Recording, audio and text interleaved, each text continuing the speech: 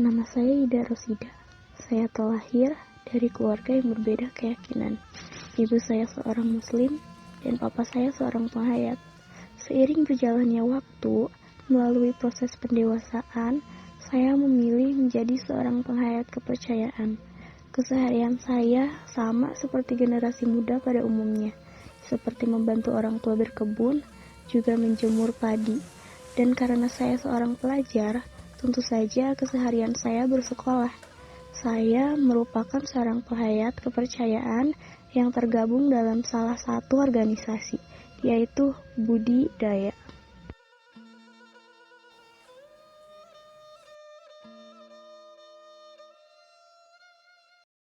Perlu diketahui bahwa penghayat kepercayaan ini ada sejak lama. Bahkan sebelum agama-agama dari luar datang ke Indonesia, nenek moyang bangsa ini sudah memiliki sistem keyakinan yang masih eksis sampai saat ini.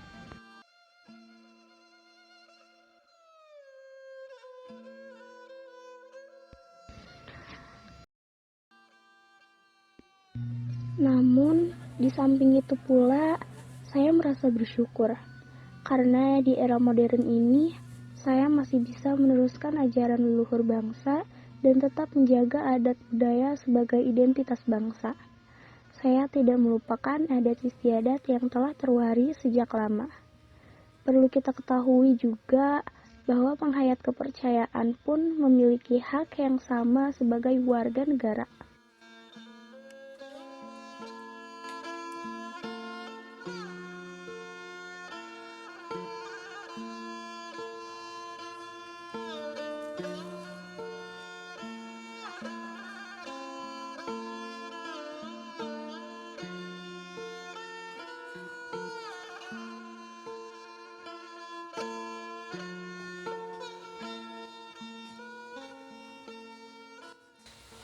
Sampurasun, nama saya Gus Ruswana, saya Ketua Umum Organisasi Penghayat Kepercayaan Budidaya, dan di tingkat nasional saya juga sebagai Ketua Presidium 1 Dewan Musyawarah Pusat Majelis Luhur Kepercayaan Terhadap Tuhan Yang Maha Esa Indonesia atau MLKI. Nah, ini bicara tentang kepercayaan terhadap Tuhan Yang Maha Esa. Tentu terlebih dahulu perlu diketahui apa sih itu kepercayaan dan apa sih penghayat kepercayaan gitu ya. Nah, yang ini kita nggak bicara soal definisi ya, definisi di perundang-undangan, tapi yang gampangnya aja lah, bahwa kepercayaan terhadap Tuhan Yang Maha Esa itu sebetulnya suatu sistem keyakinan gitu yang bersumber dari ajaran leluhur bangsa Nusantara, di mana hampir setiap etnis, setiap suku sebetulnya di Nusantara ini mempunyai sistem keyakinan sendiri-sendiri. Namun di antara keyakinan yang berbeda-beda ini ternyata terdapat benang merah yang hampir mirip gitu ya. Nah, jadi itu intinya, kepercayaan terhadap Tuhan Yang Maha Esa adalah penamaan atau identitas yang diberikan oleh negara terhadap sistem keyakinan yang bersumber dari ajaran leluhur Nusantara. Nah, sedangkan penghayat kepercayaan, penghayat itu adalah pemeluk gitu ya. Cuma kan karena kita lebih mendalam, bukan hanya sekedar meyakini tapi juga mendalami dan menghayati, makanya disebut sebagai penghayat kepercayaan. Nah, penghayat kepercayaan itu adalah penganut dari sistem keyakinan ajaran leluhur atau agama leluhur. Itu kalau bicara soal apa dan siapa itu kepercayaan terhadap Tuhan Yang Maha Esa maupun penghayat kepercayaan.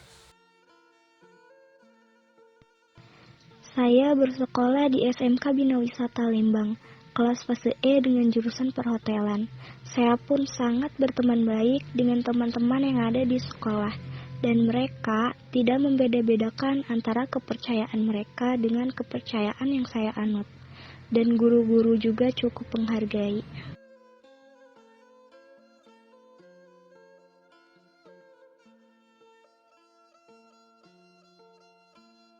Perkenalkan, nama saya Tike Herianti. Saya sebagai guru bahasa Indonesia di kelas yang tidak kelas 10 fase E PH 1, yang di dalamnya ada murid saya yang bernama Ida Rosida. Dia adalah penganut kepercayaan, dan di sekolah ini hanya satu-satunya yang menganut agama kepercayaan. Tapi saya juga sebagai guru P5, yaitu proyek profil pelajar Pancasila. Jadi di dalamnya kita juga mempelajari tentang perbedaan agama.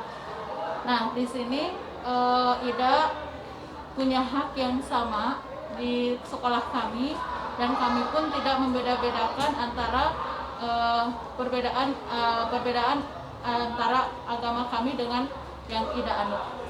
Demikian.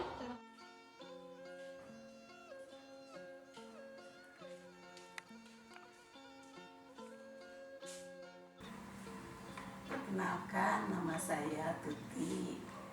Saya sebagai ibu juga sebagai nenek. Mungkin peran di sini saya sebagai seorang ibu penghayat kepercayaan, sangat sebetulnya peran perempuan dalam penghayat sebagai seorang penghayat itu sangat besar peranannya, baik di keluarga maupun di dalam organisasi. Di dalam keluarga sudah barang tentu sebagai ibu harus mendidik dan memberi contoh yang baik, sehingga anak-anak bisa melanjutkan apa yang menjadi pegangan, yaitu sebagai penghayat.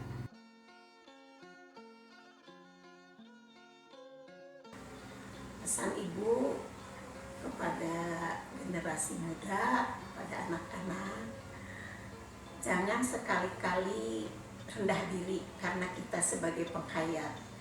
Malu, takut, rendah diri, itu jangan. Kita justru harus percaya diri, karena pemahaman sudah kuat, timbul percaya diri, sehingga sebesar apapun tekanan atau bullying dari orang lain itu akan lewat saja, begitu saja, tidak akan membekas di hati, karena kita punya kemampuan untuk penangkal, yaitu percaya diri karena memahami ajaran.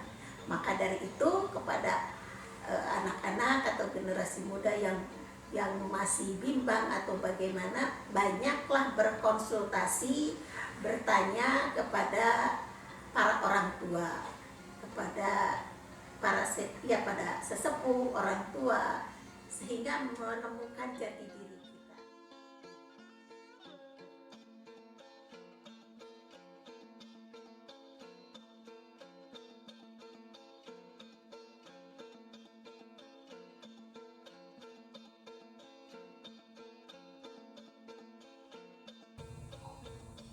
Nyaturkeun hun ka Supri ka Kadang Warigi ka sadaya Kadang Kanca anu masih keneh ngireueus jika cinta kana seni adat sareng budaya, khususna budaya Sunda, oge kanonoman anu masih keneh cinta kana tatali paranti karuhun leluhur bangsa, khususna Nusantara.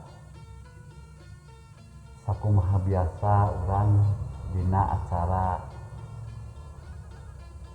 nampi nuhun atanapi acara naon bae, urang sok diayakeun sasajen, sok diayakeun bubur beureum, bubur bodas, oge diayakeun hanjuang sareng keni.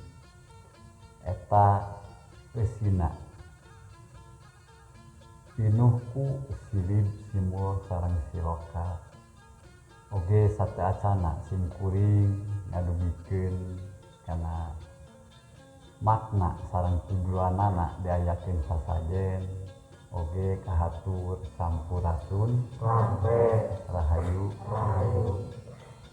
Sampurasun agungna ka Gusti Nu Maha Suci jembarna ka para karuhun leluhur bangsa ka ibu karama anu nyukang lantarankeun urang gumelar ka alam dunya. Oge panginten dina pepeling ieu khususna kanonoman aya sababaraha hal anu wajib dikanyahokeun atanapi urang kedah apal kana pantrangan ti karuhun leluhur bangsa urang supaya aya dina kasalamatan. Anu kahiji panginten aya pantrangan 7M gitu. Jadi maksudna 7M teh 7 pantrangan. Pantrangan nu kahiji main. Ai main teh maksudna lain main kartu, main dadu. Main teh ulah sok ngamainkeun emutan batur. Maksudna kadinya main teh. Teras aya maling. Ai maling teh sanes maling barang batur wae eta geus sidik teu dikengingkeun ku nagara. Maling aturan aya madat gitu nya. Madat teh maksudna upami dina rokom atos nyalu ngamadatkeun. Tah di ajaran urang mah ulah ngamadat teh ulah nyanu kana barang batur anu dikaboga ku batur eta teh ulah diasupkeun kana manah eta. Teras aya deui madon. Ai madon teh ngaruksak turunan gitu. Teras aya deui minum. Ta ieu mah urang teh ulah sok nguyuk kesang batur. Maksudna nguyuk kesang batur teh saupami urang ngadamelkeun batur atanapi ngagawekeun anu sanes. Tah ku urang teh upami upahna 100 teh tah kedah 100. Ulah dugi ka upahna 100 dibayarna 50 tah eta teh sarua jeung minum kesang batur. Teras aya mangani. Ai mangani teh sok nyarioskeun batur gitu nya. Urang anena nyarioskeun batur. Teras deui aya mateni gitu nya. Ka mateni mah dina mateni puguheun ayeuna mateni atanapi maehan gitu. Kasarna mah maehan jalmi atanapi sato oge anu teu wajib ku urang dipateni mah tah kedah gitu. Ati-ati dina pantrangan anu 7 ieu. Omat panginten kanonoman kedah tiasa milih sareng milahna panginten kitu tah. Peupeujeuh ti simkuring khususna abdi nyaah pisan kanonoman nya khususna ka generasi muda masih keneh sumanget dina ieu tatali karuhun dikembangkeun teras dilestarikeun mugia kapayuna sing aya dina kalangsaran panginten sakitu. Tah eta pantrangan-pantrangan teh kedah diembutkeun ku murang kali sadayana peupeujeuh ti simkuring eta teh bahan ti salameteun keur urang di alam dunya.